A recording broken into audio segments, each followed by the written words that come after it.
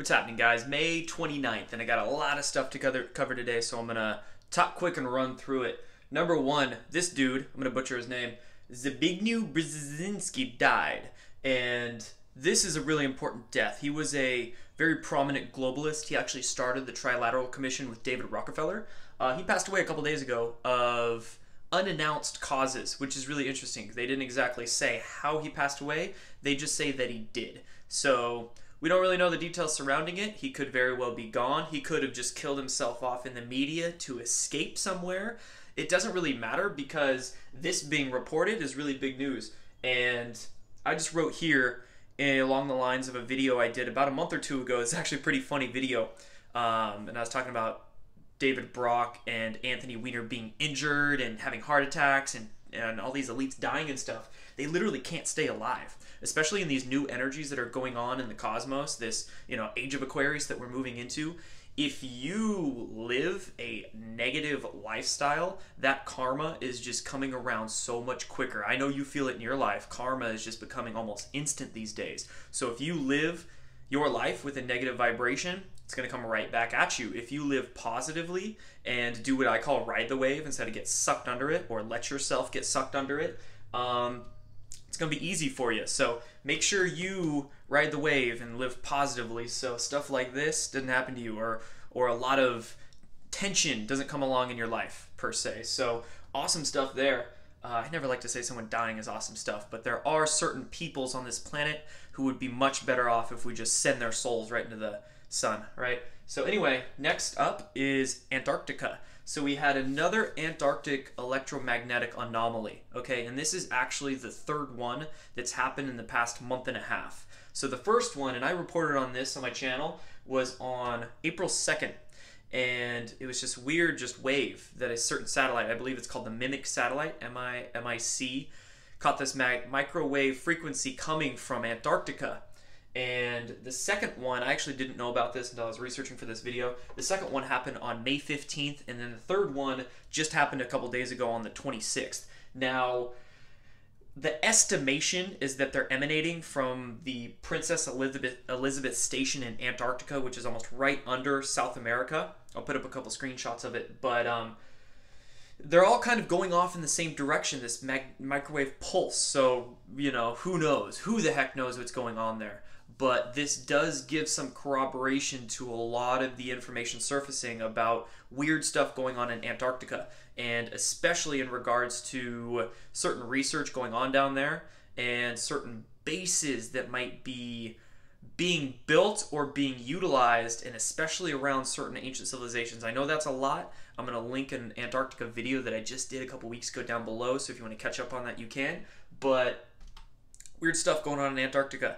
And again, keep your eyes out for any interesting mainstream news that starts coming out regarding Antarctica, prepping us for certain things they might want to reveal and disclose. By they, I mean the corporate mainstream media and those who own them. Next, ISIS in Philippines. So this is really interesting. ISIS, the deep state proxy army, has now begun infiltrating into the Philippines, and they overtook a southern Philippine city of Marawi, and they actually took, they besieged a church there, and they took some Catholics hostage. So what this is really showing you is that essentially they're trying to do, the deep state proxy armies, they're trying to get revenge on the Filipino president. Because what has the Filipino president been doing? He's been cozying up to Putin, the BRICS countries. He's been cozying up to Donald Trump. So he's really doing a lot of stuff that said deep staters don't like. So they're sending their proxy army after him in the Philippines. This is just blatantly obvious. And speaking of Donald Trump as well, I don't have him up on the board, again, because there's just so much stuff going on, but I do want to make a mention of this here. The White House has said to found the leakers of information about Trump administration and what Trump's doing and whatnot. So it's been said, I saw this on Zero Hedge this morning, that 3 members of the administration that are leftovers from Obama's administration are going to be fired because they've been found to be the ones leaking White House info. So that's interesting. Just wanted to throw that in there real quick. And then Seth Rich. So this is something that's going to be on my board for probably a few weeks. If not, until this story really begins to blow up. Because, like I said in one of my last videos I did, the Seth Rich story is going to be that first domino that really starts to fall a lot of the other ones. Say like Pizzagate, Pedogate, and whatnot. So the Seth Rich story is extremely important. And just kind of some new updates surrounding that. Joe Biggs, who has a pretty popular Twitter account, I think about 60 or 70,000 followers. He used to be a reporter for InfoWars, I believe former reporter. I was just doing some quick digging on him before I made this, because I just heard of his name. Joe Biggs apparently said that he received a redacted FBI memo that mentions Seth Rich and WikiLeaks, or connects them in some way in this memo, and he said it was heavily redacted. Now, it's very interesting, and Kim.com reportedly called this guy. So again, a lot of big popular names are breaking this story, so it's really close to a breakthrough. Although one point I do want to make with that Joe Biggs redacted FBI memo is that it could very well be disinformation, right? Could be disinfo. You want to beware of disinformation campaigns everywhere right now. Not only in the UFO community, which is pretty obvious, but also in the Pedogate Pizzagate community, and just coming out on the mainstream media. Of course, I mean, disinformation central right there, but you want to be, my point is, you want to be wary of disinformation coming out everywhere, and definitely use your brain. Don't get lazy with your thinking right now. So that's just a point I wanted to make. And then George Webb. If you're not following George Webb on YouTube, do it. I have no problem plugging in people who I think are awesome truthers into what I write and say. So I'm going to link his YouTube page down below. Follow him. He actually interviewed Rod Wheeler, I believe, last night. Now, Rod Wheeler is the private investigator, the former DC homicide detective, PI, that the Seth Rich family hired. And just a couple weeks ago, I believe it was only, maybe about 13, 14 days ago, he went public for a report on the local DC Fox News station stating that Seth Rich had direct connection to WikiLeaks. So he's a very important dude that George Webb just interviewed, and he'll be releasing that interview, so look out for that. And, again, a lot of big things are starting to break open, so I'm going to keep talking about Mr. Seth Rich here, because essentially he gave his life to get the truth out there. So we need to honor him by continuing to talk about him and expose those who he was trying to expose. And lastly here, Coast to Coast AM.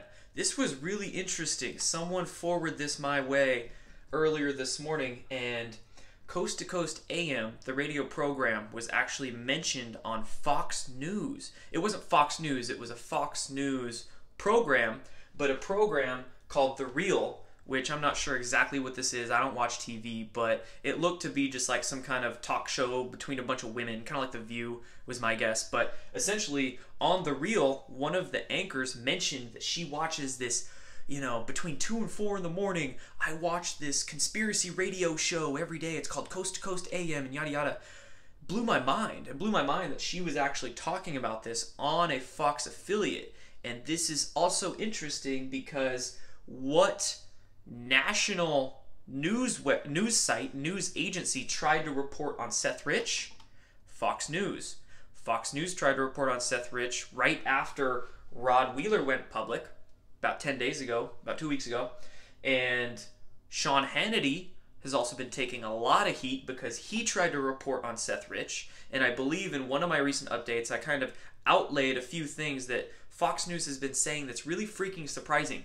And now on a Fox station, they're mentioning conspiracy programming, Coast to Coast AM.